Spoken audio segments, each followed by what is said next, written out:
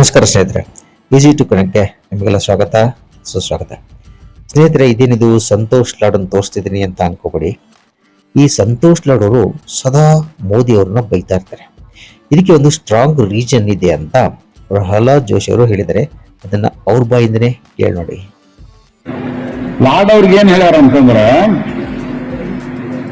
ನೀನು ಮೋದಿ ಅವರಿಗೆ ಮತ್ತು ಜೋಶಿ ಅವರಿಗೆ ದಿವಸ ಬೈದ್ ಅಂದ್ರೆ ನಿನ್ ಮಂತ್ರಿಗಿರಿ ಉಳಿತೈತಿ ಅಂತ ಹೇಳ್ಯಾರ. ಸತ್ತಿದ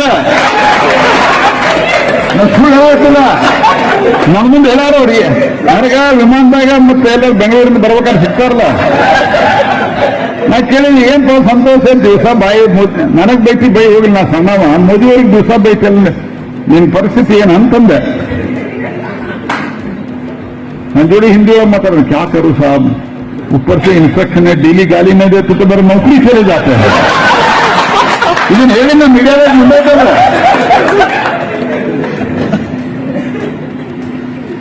ಹಿಂಗಾಗಿ ಅವ್ರ ಬಗ್ಗೆ ತನಿ ಕೆಡಿಸ್ಕೊಳಕ್ ಹೋಗ್ಬೇಡ್ರಿ. ಉತ್ತರ ಕೊಡ್ತೀನಿ ನಾನು, ಅದು ಬೇರೆ ವಿಷಯ.